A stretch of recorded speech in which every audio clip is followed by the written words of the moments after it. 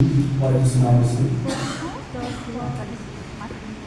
प्राय दिउँसोको 12 बजेको थियो र 3 बजेसम्म समस्त देशलाई अन्धकारले ढाक्यो।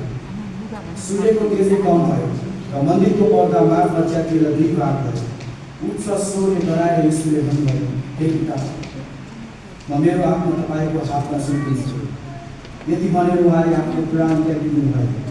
यो सब घटना देखेर कप्तानले यसो भन्दै परमेश्वरको महिमा गरे, निश्चय नै यिनी धार्मिक मानिस थिए। यो दृश्य हेर्न जम्मा भएका सबै मानिसहरूले सब देखे र आफ्ना छाती पिट्दै घर फर्के। आमेन। हामी हेर्छौँ भने चाहिँ एकछिन आँखा बन्द गरेर चाहिँ यो यति बेलाको चाहिँ सिनेरी सम्झौँ। यसो बुझ्न हुन्छ, म त पक्कै पनि यस्तो हाँसेर बस्नुभएको थिएन। कोरा लगाएको थियो, पाउमा काट्यो, हातमा काट्यो, सास फेर्न यतिकै गाह्रो भइरहेको छ यसो। त्यो समयमा चाहिँ यहाँ लुकाले लेख्नुहुन्छ कि यसले ठुलो स्वरले चाहिँ कराएर भन्नुभयो। अब यो चाहिँ यसले जब यो बानी भन्नुहुन्छ त्यसपछि आफ्नो प्राण चाहिँ यसले अर्पण गरिदिनु भएको छ। अनि जुन बानी चाहिँ यसले यहाँ बोल्नुभएको छ, हे मेरा पिता, म मेरो आत्मा तपाईँको हातमा सुम्पिन्छु।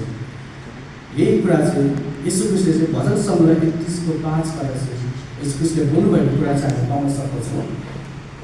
भजन सङ्ग्रह 31:5 पदमा चाहिँ त्यहाँ हेर्छ 31 अध्यायभरि चाहिँ राजा दाउदले चाहिँ आफ्नो भरोसा चाहिँ परमेश्वरमा राख्नुभएको कुरा त्यहाँनिर उल्लेख गरिएको छ। र सोही खण्ड चाहिँ यता यीशु ख्रीष्टले पनि आफ्नो मृत्युभन्दा ठ्याक्कै अगाडि चाहिँ बोल्नुभएको कुरा हामी पाउन सक्छौँ।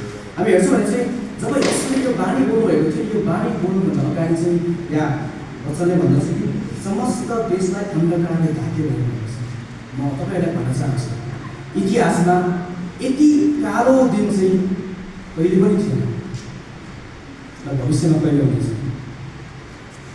जुन दिन चाहिँ यस ख्रीष्ट क्रुसमा मर्नुभयो त्यो दिन भनेको चाहिँ साँच्चै नै यो ब्रह्माण्डभरिको चाहिँ अन्धकार दिन थियो। त्यति अन्धकार दिन त सायद कहिले पनि आउँछ। किन थाहा छ? म हजुरलाई भन्न चाहन्छु, किनभने त्यो दिन चाहिँ केही समयको लागि भए पनि मृत्युले चाहिँ जितेको थियो। उत्पत्तिको पुस्तकमा भने जस्तै सर्पले चाहिँ अब स्त्रीबाट आएको एकजनालाई चाहिँ डसेको थियो यो दिन। त्यसरी यो दिन चाहिँ संसारको कालो दिन रहेको छ। अनि हेर्छौँ भने चाहिँ मर्नुभन्दा अगाडि चाहिँ बोलेको बानीहरू चाहिँ धेरै इम्पोर्टेन्ट, धेरै महत्त्वपूर्ण भएको छ।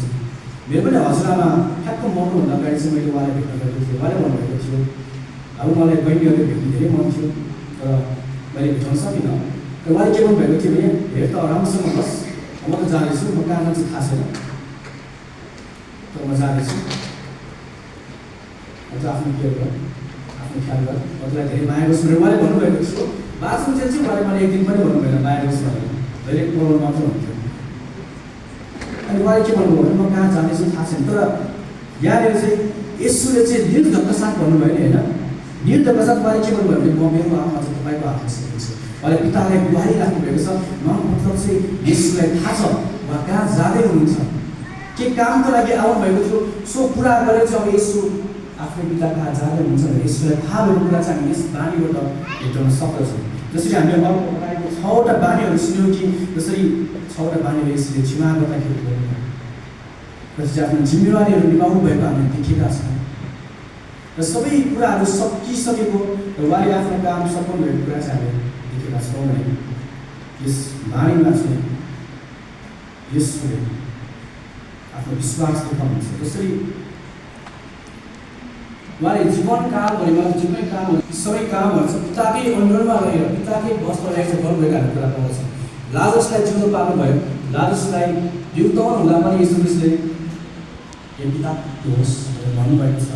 त्यो भिडहरूलाई खुवाउँदा पनि सोही भन्नुभएको छ भने यहाँनिर पनि अब के भन्दै हुनुहुन्छ भने, मेरो प्राण मेरो आत्मा म तपाईँलाई समर्पण गर्दछु।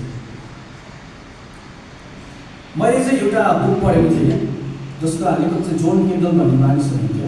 उहाँले चाहिँ त्यो किताबमा चाहिँ एउटा यस्तो मजाले चाहिँ उहाँले के लेख्नुभएको थियो भने एउटा कथा चाहिँ देखाउनु भएको थियो कि उहाँले के भन्नुभयो भने सृष्टि गर्नुभन्दा अगाडि चाहिँ स्वर्गमा त्रिएक परमेश्वर हुनुहुन्थ्यो अनि परमेश्वर त अन्तर्यामी हुन्छ उहाँले त अब भविष्यमा के हुन्छ थाहा छ अनि उहाँलाई यो पहिले थाहा थियो कि सृष्टि गर्नुभन्दा अगाडि चाहिँ मानिसले पाप गर्छ भन्ने थाहा थियो मैले एकजना मुक्तिदाता पठाउनु पर्छ भन्ने उहाँलाई थाहा थियो नि स्वर्गमा उहाँले भन्नुभयो यो उहाँले उपार्जन भएको कथा हो म तपाईँलाई भन्दैछु अनि उहाँले सोध्नुभयो अब मानिसले म सृष्टि गर्न लागिरहेको छु तर मानिसले मेरो आगे विपरीत काम गरेर चाहिँ अब पाप गर्छ र पापबाट उहाँलाई बचाउनुपर्छ उनीहरूलाई बचाउन चाहिँ अब को जाने त भनेर उहाँले सोध्नुभयो अनि सिंहासनमा चाहिँ थुमा बसिरहनु भएको थियो थुमाले भन्नुभएको म जान्छु त्यसैले हामी हेर्छौँ भने चाहिँ यूहन्ना 10:18मा चाहिँ यसरी भन्नुभएको छ कि कसैले मबाट मेरो प्राण लिन सक्दैन तर म आफ्नै इच्छाले आफ्नो प्राण अर्पण गर्दछु भनेर भन्नुभएको छ अनि म के भन्छु है यदि यसुले चाहिँ मर्नुभन्दा अगाडि यो बाणी नबोल्नु भएको भए चाहिँ उहाँको कुरा चाहिँ असत्य हुने थियो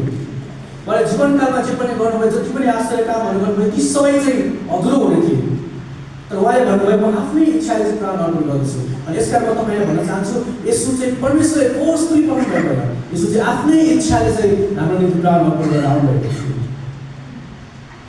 त्यसैले यो 7औं बाणीबाट चाहिँ यसले यही कुरा चाहिँ देखाउँदै हुन्छ मैले बोलेँ मेरो आफ्नै इच्छाले चाहिँ तपाईँको निम्ति प्राण अर्पण गर्न आएँ तर म आफ्नै इच्छाले चाहिँ यो प्राण फेरि पनि यो शरीरबाट मेरो पिता नाममा गर्दैछु भनेर चाहिँ उहाँले भन्नको निम्ति गाह्रो अवस्थामा ठुलो सोधे चाहिँ यो बानी बोल्नुहुन्छ सबै